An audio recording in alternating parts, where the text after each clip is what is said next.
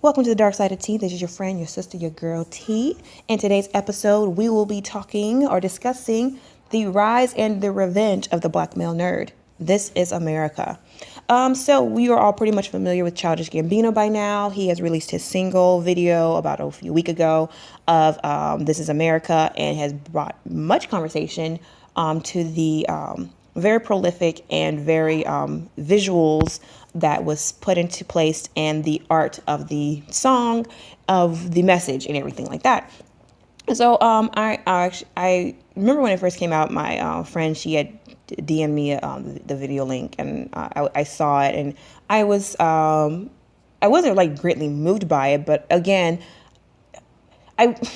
y'all, okay, this is where I'm at right now. I'm at a place in my life where I realized much of black wokeness is centered around black male experience.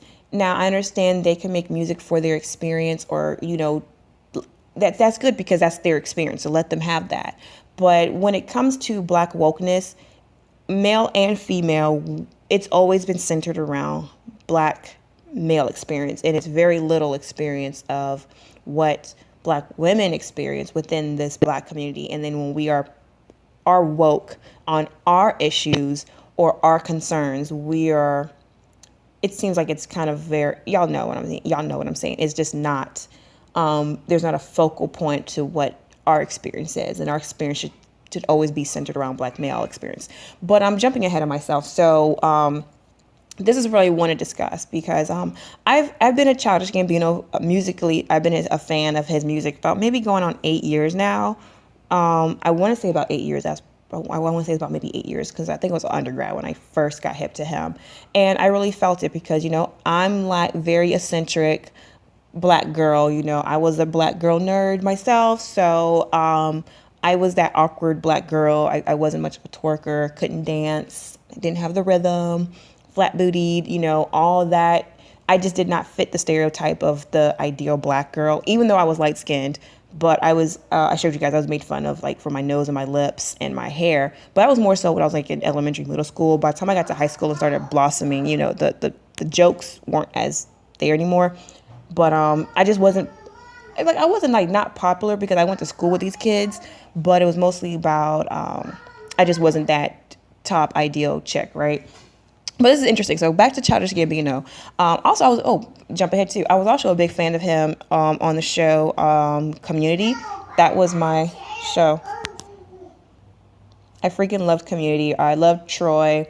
I wasn't in love with Troy, but I was really in love with Abed. Oh my freaking God, I loved Greendale Community College. I was so sad when the season ended, but it made sense because like community college should only be 2 years. Like, so it's been like six, 7 seasons I think they had, or 6 seasons. And it was like, how long can you be in community college? Like, Jeff, you're supposed to be here taking a semester, and you turned to like 6, 7 years. What happened? But anyway, jump ahead of myself. So I followed Donald Glover's career for quite some time because he's a very talented guy. So I don't want to like take away his talent as far as writing, producing. I even seen the first season of Atlanta. I haven't seen the second season. But anyway, and it's so funny because I had this weird thing about, okay, I'm just very aware of certain things. And so I was very aware that the love interest on his show and was a biracial woman.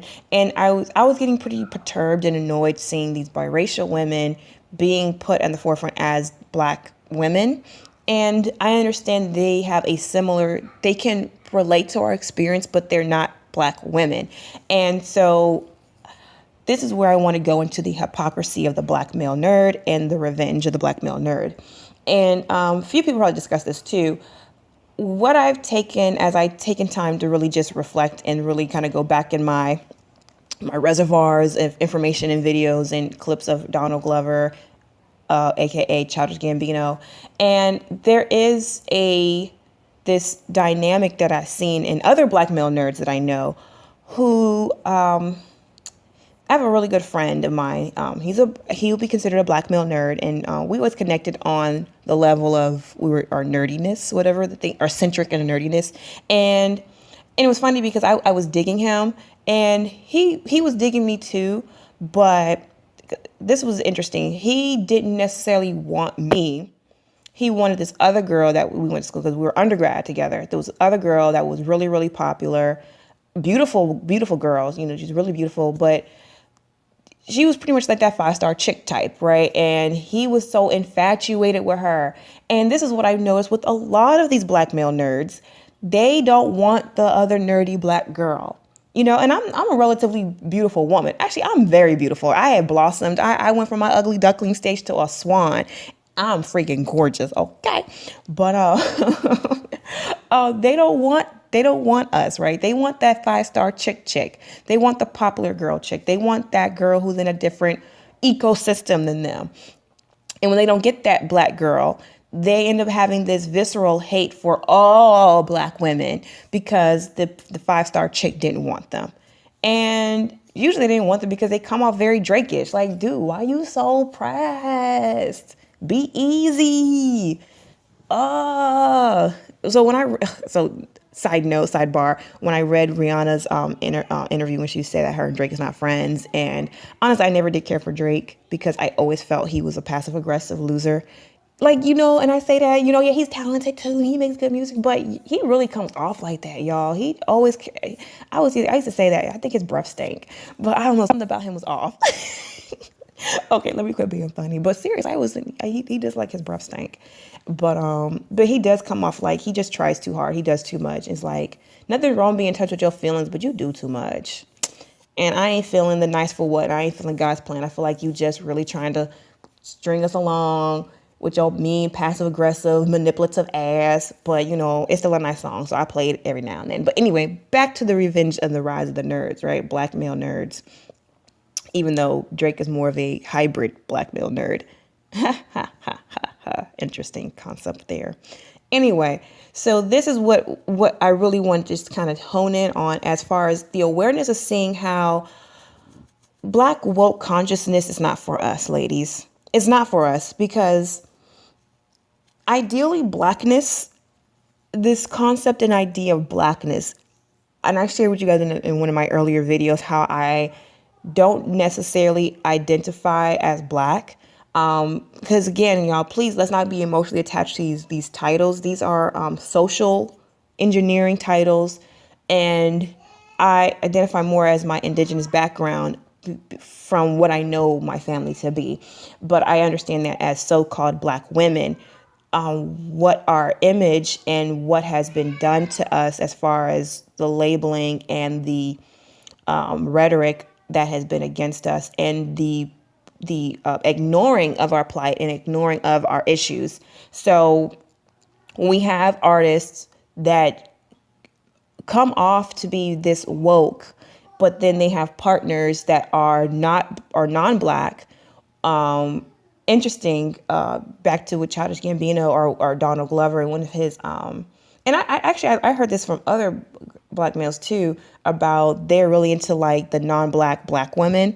So the Armenians, the Filipinos, I won't even say there's an Asian group. I can't remember Filipinos, Asian, Armenians kind of. I want to say they're kind of, are they white? I don't know. I always thought Armenians were more of a Turkish or something. I don't know. But anyway, so not to get into all that, but we see that with Kanye West. We see that with, Chrissy Teigen. I think she's biracial with John Legend. But this idea, can you still be black conscious and woke and have a non-black partner? Ideally, you can. I mean, let's go back to the Sidney Poitiers, and we can go back to, let's go back to these civil rights leaders, male leaders who have non-black or racially ambiguous wives. So I believe it's very much possible to be black conscious and have a non-black partner. The hypocrisy that I say is that the way that it's been portrayed to us as far as towards black women, that we should only date black men or mate with black men or nothing but a black man. Because at the end of the day, ladies, black males know they don't produce black children. As much as they try to say, they don't. And they need us to keep birthing their image, because these non-black women are not going to birth a black male or a black female, but particularly black males. And so that has been a ploy that's been played against us for quite so long. And now we have these, and I'm kind of tying in different topics, so please bear with me, guys, as I mentally process what I'm trying to say verbally. But we are seeing now that they drag us along because they need us to reproduce with, to produce their image, but they necessarily don't want us, right? And the actor who played in Black Panther, this really pissed me off when I read this. I think his character name was M'Baka or M'Chaka. I'm sorry, I have yet to see Black Panther, y'all, so bear with me. I'll see it one day. But he was on Essence, and he made a comment saying how he wants to thank Black women to help him heal. Now, I understand he's with a non-Black woman, and I want y'all to be very aware what they're doing, y'all. Do not fall for this damn okie doke. These dudes are out here playing us, and I hope y'all are not falling for it, because they will use us and they will use us to heal, supposedly, and then kick us to the curb. And I remember I'm in this group on Facebook. It's a spiritual woke group, and I have a lot of respect for the leader, not the leader, but she's like the administrator for the group. And her and her partner, they had recently did a video about a week or two ago, and they were discussing about Black male, Black female relationships. Even though the group is the whole spiritual group is not just Black men, Black women, it's multiple race ethnicity groups in it, but majority of the group is Black people, so-called Black people. But she was mentioning how there's this divide among Black women and Black men, and Black women we need to stick together and stick with Black men, and we need to help them heal. And then her partner, who's a Black male, he was saying how he created a Black male platform for Black men to heal. And he was saying that one of the guys in his group had said Black men are trash. And he was very offended about him saying that this man saying this in his group. And was like, why would you feel like we're trash? We're building, we're doing this, we're doing that.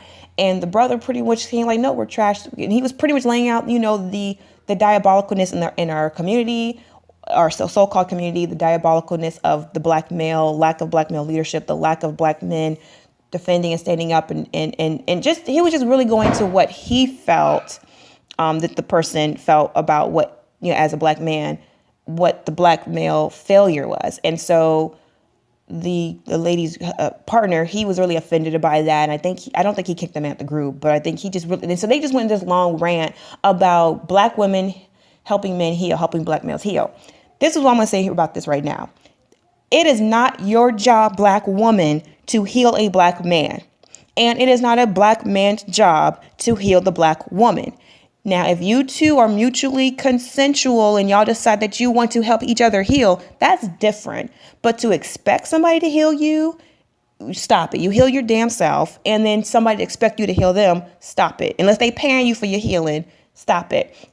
Because this is what I realized after reading that excerpt from I can't remember the guy's name from Black Panther, M'Baka, whatever character he played, when he said, he has to big up Black women because they helped him heal. This is what they're going to do, women. They're going to use you. Yeah, they'll get with you while they're in their down state to level up. They're going to use you for your sexual energy. They're going to use you for your compassion. They're going to use you for your ability to make shit happen. And when they get to a place of healing, whatever healing they think they need or they need, they're going to level up what they could perceive to be a level up and go on to the non-Black woman. To be with her with all the healing, all the work that you put into. So I say this, take this with a way of caution. If you decide that you want to help a Black male heal, don't expect anything in return. Don't expect him to want to be with you. Don't expect him to praise you and whatever.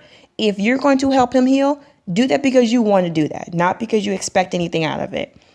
Honestly, I say charge him for it. And if he ain't broke and he got the money, then he don't want no healing, because all kind of healing, if you was to go to a therapist, you're going to have to pay. If you was to go to a coach, you're going to have to pay. So why not pay you for whatever healing that you're going to be bringing to him too? But this is what I'm coming to, that I'm saying as the rise of the Black male nerds is actually going to be a fall for them as well. Because as we see, as they keep doing what they're doing, and this digs at us, and the dig at the Black woman, and the dig at the Black woman's image, and the dig at the Black woman's plight, we're waking up, and we're not here for the BS. So I say all that to say this.